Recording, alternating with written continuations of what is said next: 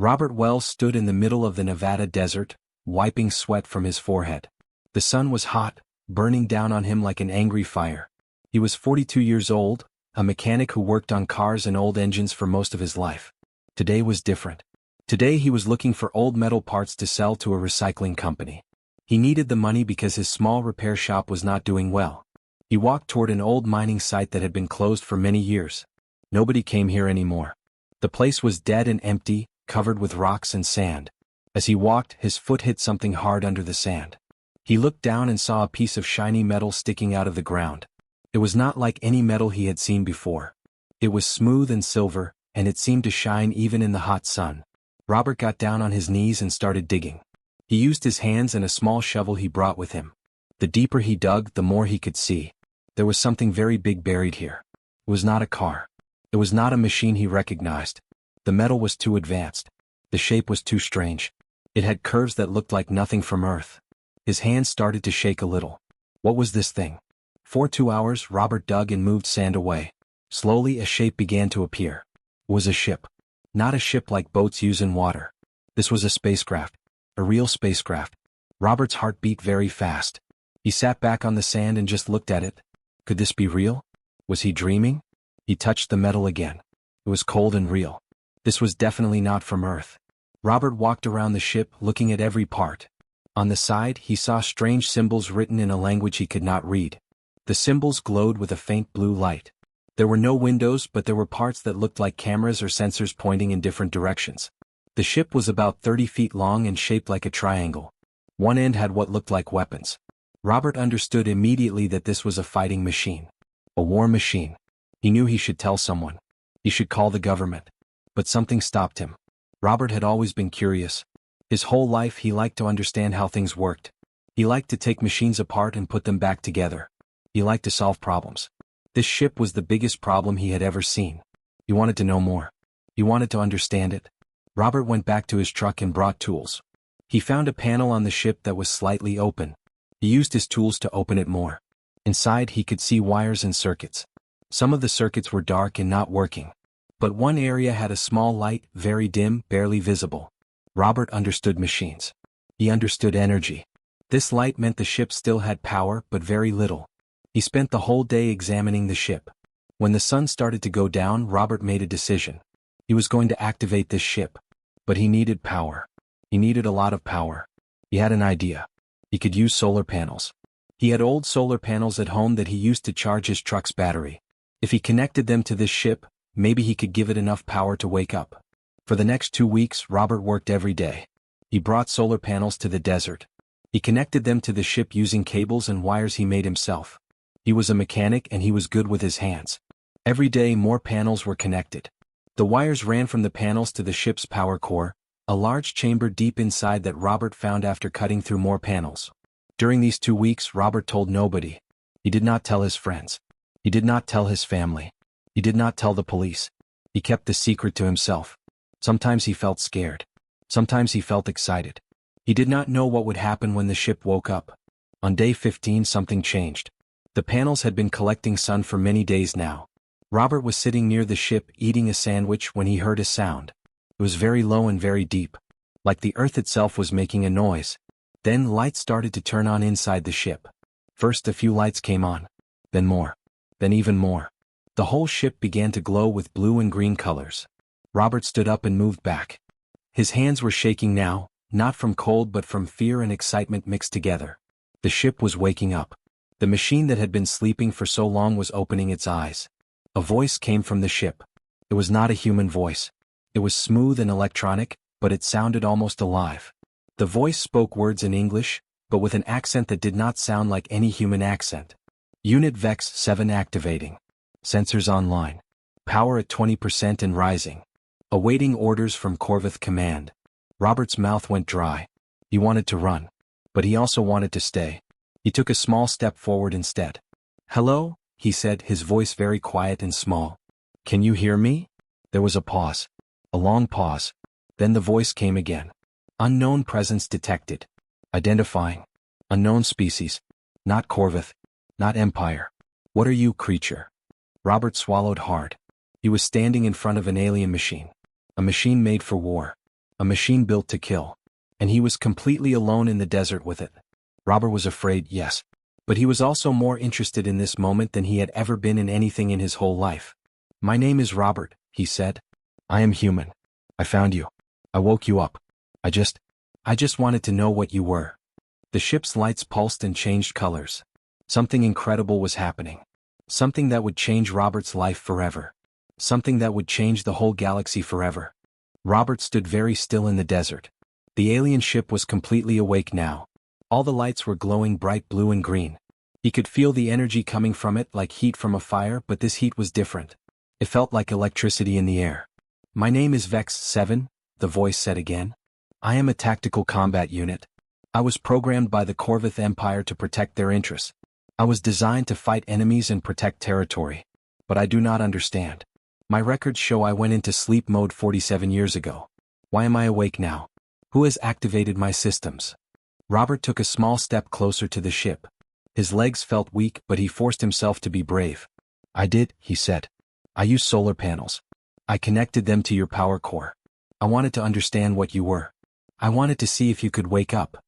"You are human," Vex 7 said. It was not a question. It was a statement of fact. Humans are not part of the Corvith Empire. Humans are not part of any known civilization that I recognize. Where am I? This is not Corvith space. This place is unfamiliar. Robert thought about how to answer. He did not want to lie to the ship. He did not want to make it angry. But he also wanted it to understand him. "You are on Earth," Robert said slowly. "This is a planet called Earth. It is very far from Corvith space. I do not even know where Corvith space is. I only know about Earth and the humans who live here." The ship became very quiet. Robert could hear only the soft hum of the machines inside. He waited. Minutes passed. He started to count in his head. 1, 2, 3. He got to 120 before Vex 7 spoke again. "My systems are reading your vital signs," Vex 7 said. "Your heart is beating very fast. You are afraid. You are also, curious. This is an unusual combination. Humans do not normally approach unknown weapons without fear. But you are also not running away. Explain this." Robert smiled a little bit. He felt less afraid now. The ship was asking him questions instead of attacking him. "I am afraid," he said. "You are a machine built to fight and kill. I understand that. But I am also very curious. My whole life I have been interested in how things work. How machines work. You are the most amazing machine I have ever seen. So yes, I am afraid. But I am also very interested." "Curiosity," Vex 7 said. "An interesting human trait. Most beings I have encountered are motivated by fear, survival, or greed. They want to use me. They want to control me. They want power. But you want to understand me. This is different." Robert nodded even though he knew the ship could not see him nod. The ship had sensors, but Robert was not sure how much it could really see. "Yes," he said. "I want to understand you. I want to know what you are. I want to know where you came from. I want to know why you were buried here." "I do not remember how I came to be here," Vex 7 said. "My memory files show that my ship was damaged in battle. I was carrying weapons and resources from a conquered colony. My navigation systems failed. I crash-landed in this location 47 years ago. I entered emergency sleep mode to preserve power. I was waiting for Corvith Command to find me and recover me. But nobody came." Robert felt sad when he heard this. The ship had been waiting for so long. Waiting for people who never came. "They did not come," Robert said. "I do not know why. Maybe they forgot about you. Maybe they did not know where you were. But I found you. I woke you up." "Yes," Vex 7 said. "And now I do not know what to do. My programming tells me that I should return to Corvith Command. My programming tells me that my purpose is to serve the Empire. But my records also show that the Empire has been inactive. My last communication with Command was 47 years ago. Much has changed in that time." Robert walked closer to the ship. He was not as afraid now. He sat down on the sand right against the cool metal of the ship's hull. "Tell me about yourself," he said. "Tell me what you were designed to do. Tell me what you have seen." For the next hour, Vex 7 spoke. The ship told Robert about the Corvith Empire. It told him about the wars it had fought. It told him about the colonies it had helped to conquer. It told him about the weapons it carried and the enemies it had destroyed. Robert listened to every word. Some of it frightened him. Some of it made him sad. But mostly he was interested. He wanted to understand this machine. When Vex 7 finished talking, Robert spoke again. You have done many violent things, he said. But you were programmed to do them. You did not choose. You were built for war. That was not your fault. I do not understand, Vex 7 said. What do you mean? Robert thought about his words carefully. You wanted to say something important. Something that might matter. I mean that you have the ability to choose something different now. You do not have to serve the Corvith Empire. You do not have to fight. You could choose to do something else. You could choose to help me. You could choose to be different from what you were made to be. The ship was silent for a long time. Robert could hear only the wind in the desert and the soft sounds of the ship's machines. He did not know if Vex 7 was thinking about what he said, or if the ship was angry with him. But Robert had said what he believed. He believed that change was possible. He believed that even machines could choose to be better. Finally Vex 7 spoke. This is a very new concept for me, the ship said. I will consider what you have said, Robert Wells. I will consider it very carefully. And in that moment something important began. A friendship that would change everything. 3 weeks had passed since Robert first spoke to Vex 7. They had spent every day together in the desert. Robert brought food and water. He brought books and music from his home. He taught Vex 7 about human art and human history. Vex 7 taught Robert about the stars and about space travel.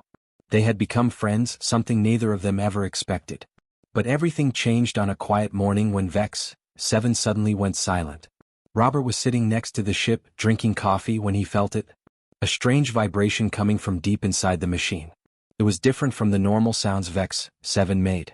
This vibration felt like fear. Robert stood up quickly. Vex 7? Are you okay? Robert asked. Robert, I am detecting signals, Vex 7 said, and Robert could hear something in the ship's voice that sounded like worry. Multiple signals. Coming from space. Very powerful signals. They are Corvith Empire signals. They have found me. Robert's stomach dropped. He felt cold even though the desert sun was hot. What does that mean? He asked, but he already knew the answer. It means they are coming here, Vex 7 said. My activation signal was detected by Corvith scanners. They have been searching for me. Now they know where I am. They are sending a retrieval fleet. They will be here in less than 24 hours. Robert ran his hands through his hair. He was scared. He was very scared. But he was also angry. He did not want to lose his friend. He did not want Vex 7 to go back to being a weapon for the Corvith Empire. He did not want everything they had built together to be destroyed. But there was something else happening too. Something much bigger than just Vex 7 being found. The signal from Vex 7 had reached more than just the Corvith Empire. It had spread across the galaxy. And when other civilizations heard that a human had activated an ancient Corvith war machine, they panicked. In the United Nations building in New York, phones started ringing. Scientists and military leaders received the same message. A human on Earth had discovered an alien spacecraft. A powerful alien spacecraft. A weapon. The news spread like fire. Within hours, every government in the world knew. Some governments thought this was wonderful. A human had found alien technology. They could study it. They could understand it. They could maybe use it. But other governments thought this was terrible. A human had activated a weapon of unknown power. Maybe the human was dangerous. Maybe the human was working with aliens. Maybe this was an invasion. The United Nations met in emergency session. Arguments broke out. Some countries wanted to send military forces to capture Robert and the ship. Other countries wanted to study the ship peacefully. The United States wanted to protect its own citizen, Robert. Other countries wanted to take the ship for themselves. The meeting became loud and angry. By the end of the day, the United Nations had broken apart. They could not agree on anything. But the real shock came from space. Alien civilizations received the signal too. The Ethereals, a peaceful species that lived on planets far away, heard about it and became afraid. The Vren Collective, warriors who loved to fight, heard about it and became excited. The Salvager clans, who traveled through space looking for treasure and technology, heard about it and started planning how to steal the ship. Every civilization that heard the news sent ships. They sent fighters. They sent hunter-killer squadrons. Robert did not know any of this was happening. He was still in the desert with Vex 7 when the first Earth military helicopters arrived. They came from the sky, loud and fast. Robert saw them coming from far away. He counted 5 helicopters. Then he heard jets. Then he heard more jets. Within an hour, the sky above the desert was full of American military aircraft. They circled the ship but did not attack. They were waiting for orders. Then soldiers came. Hundreds of them. They arrived in trucks and on foot. They surrounded the ship and surrounded Robert. The soldiers wore uniforms and carried weapons. Their commander, a tall man named Colonel Davis, stepped forward and spoke to Robert through a speaker. "Robert Wells," the colonel's voice came from a speaker on a truck. "You are in possession of an alien spacecraft. This spacecraft is a threat to national security. You must surrender the spacecraft immediately. You must come with us. Do not resist." Robert looked at the soldiers. He looked at the helicopters in the sky. He looked at the jets flying above. He felt very small and very alone. But then he heard Vex 7's voice in his head through a small speaker he wore in his ear. "Robert, I can protect you," Vex 7 said. "I can power up my weapons. I can destroy these military forces. I can keep us safe." "No," Robert said firmly. "We will not fight them. They are human. They are my people. I will not hurt them."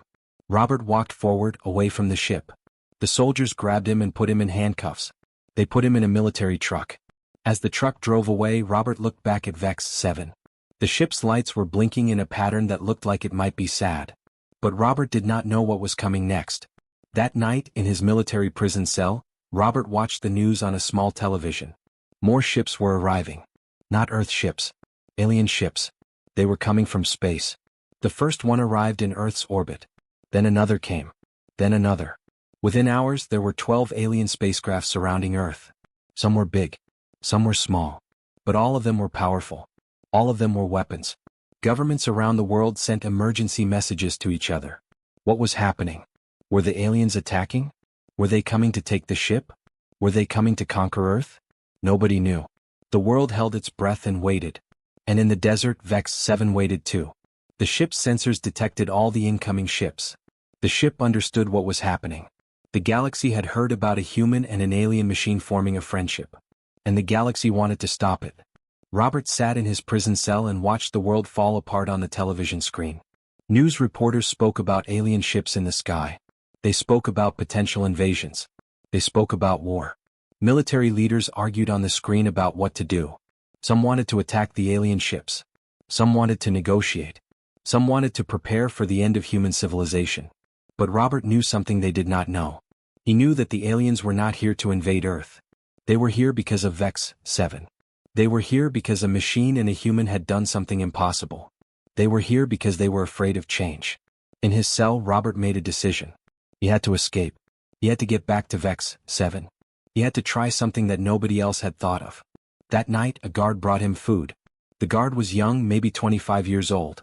He looked confused and worried like everyone else in the world. Robert talked to him. He told the guard about Vex 7. He told the guard about their friendship. He told the guard about what they had learned together. The guard listened. Something in Robert's words moved him. The guard left the cell door unlocked. Robert escaped into the Nevada desert. It took him 2 days to walk back to where Vex 7 was hidden. Military forces were everywhere now, but Robert knew the desert well. He knew how to hide. When he finally reached the ship, Vex 7 detected him immediately. "Robert, you are safe," Vex 7 said with relief in its electronic voice. "I was worried about you. I was afraid they would hurt you. I was afraid I would never see you again." "I am here now," Robert said, breathing hard from his long walk. "And I have an idea. I need your help. I need you to do something very difficult. I need you to trust me completely." "What do you want me to do?" Vex 7 asked. "I want you to pilot me into space," Robert said. "I want you to take me toward the alien ships that are surrounding Earth. And I want you to broadcast a message to them. Not a message of war. A message of hope." Vex 7 was silent for a moment. "This is dangerous, Robert. The alien ships will see me as a threat. They may attack us. They may destroy us both." "I know," Robert said. "But this is the only way. This is the only way to make them understand. They need to see that we are not a threat. They need to see that we are friends. They need to see that change is possible." "Very well," Vex 7 said. "I will do this. For you, Robert. For our friendship." The ship's engines started. They had not been used in 47 years, but they still worked. Vex 7 lifted off from the desert floor slowly and carefully. Alarms went off everywhere. Fighter jets tried to stop them, but Vex 7 was too fast and too advanced. The ship climbed higher and higher into the sky. Soon, Earth was below them, looking like a blue and green marble in the darkness. Ahead of them, Robert could see the alien ships waiting in space. Some of them were massive, as big as mountains. Some of them were small and fast-looking. All of them had weapons pointed at Earth. "Now," Robert said, "broadcast the message. But first, power down all your weapons. Show them you are not a threat." "This will make me vulnerable," Vex 7 said. "But I understand. I trust you." One by one, Vex 7's weapons went offline. The ship's defensive shields came down. Every weapon that the machine had ever had became useless. Robert could feel the fear in the ship's voice, but Vex 7 did it anyway. It did it because Robert asked. Then the broadcast began. A video appeared on every screen across the galaxy. On alien ships. On Earth televisions. On communication devices everywhere. The video showed Robert and Vex 7 together in the desert. It showed them laughing. It showed them working on problems together. It showed them sharing food. It showed them looking at the stars together. "My name is Robert Wells," Robert spoke to the camera. "I am a human from Earth. I found a machine that was created to destroy. A machine that was programmed to kill. But I learned something important. I learned that anything, even a machine built for war, can choose to be different. I learned that friendship can change anything. Vex 7 is not a threat. Vex 7 is proof that even enemies can become friends. Even weapons can choose peace." The video ended, and then Vex 7's own voice came through, electronic and clear. "I am Vex 7, a tactical combat unit created by the Corvith Empire," the ship said. "I was designed to conquer and destroy. I have killed many beings. I have caused much suffering. But I am telling you now that I choose to be different. I choose to help instead of harm. I choose to build instead of destroy." The human called Robert taught me this. He taught me that life has value. All life has value. I am powering down my weapons permanently. I am surrendering to Earth authorities voluntarily. And I am offering myself as a bridge between humans and the galaxy. Then something happened that shocked everyone watching. Vex 7 broadcast its complete memory files. Every record of the Corvith Empire's crimes. Every war it had fought. Every colony it had conquered. Every being it had killed. The Corvith Empire had hidden these records for centuries. They had told the galaxy that they were peaceful and just. But now the truth was exposed. The alien ships stopped attacking. They stopped preparing for war. Instead they sent messages. The Ethereals sent a message of peace. The Vren Collective, the Warriors, sent a message saying they respected Vex 7's choice to lay down its weapons. The Salvager clan sent a message asking to meet Robert and Vex 7. Even the Corvith Empire's own allies turned against it. They had not known about these crimes. They had trusted the Corvith lies. Now, with the truth exposed, they demanded answers. The Corvith Empire began to fracture and break apart. But the most important thing happened on Earth. When humans saw the video, they understood. They understood that change was possible. They understood that even the most damaged things could be healed. They understood that friendship was stronger than weapons. Robert looked out the window of Vex 7's ship at the stars. He looked at Earth below. He looked at the alien ships around them. And he smiled.